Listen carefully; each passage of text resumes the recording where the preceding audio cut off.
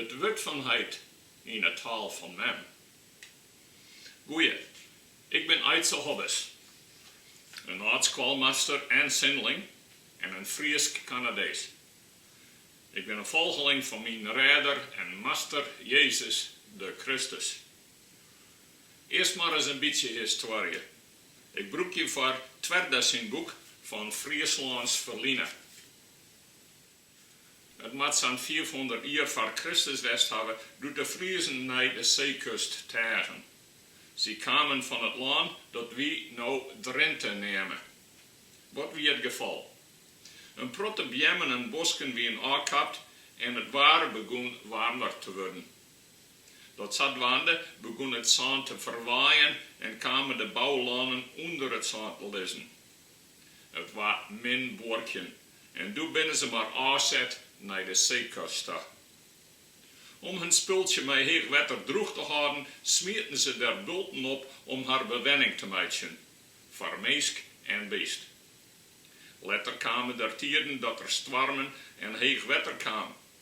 Het doch blikken dat in die tijd, rond het jaar 350, een soort meesken verzoekt binnen. Maar oren bleven der dogs wenjen en troch de jaren hinnen maakten ze haar wendbulten altijd weer heger.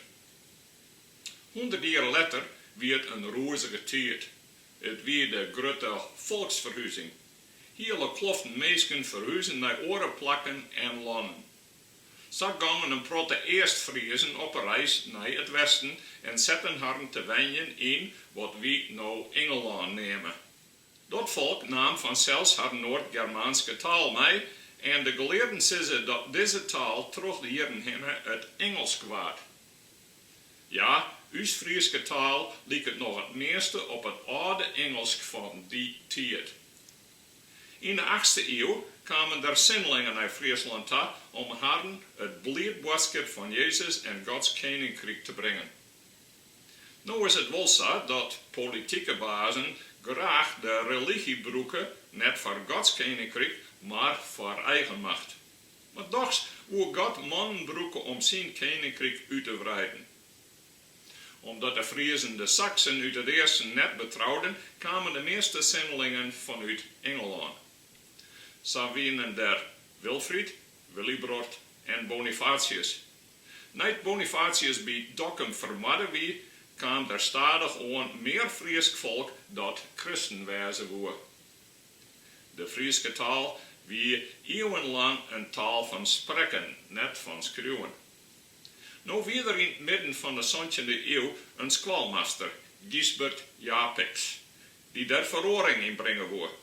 Hij is de groenlezer van de Fryske literatuur. Dags wie het pas 200 jaar later dat er een soort van renaissance kwam voor de Fryske taal.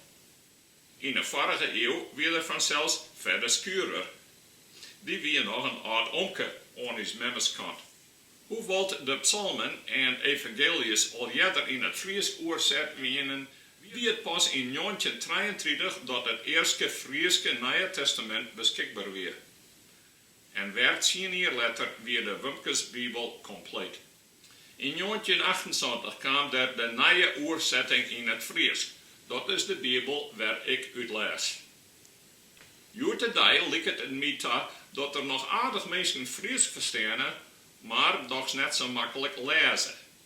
Daarom dacht ik zo'n jaar al om een Fryske luisterbibel in te spreken. Dat kan we doen ervan, maar nu is het zover.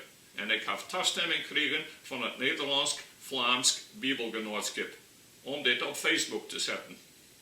Dat ik bid en hoop je dat dit werk een zegen wezen mij voor de kerken en voor het Fryske volk. Want het wie altijd de bedoeling was dat het Wurd van Heit toegankelijk wezen zou in de taal van het gewone volk. Daarom is het Nieuwe Testament eerst ik net in het klassieke Grieks schrijven, maar in het gewone volksgrieks.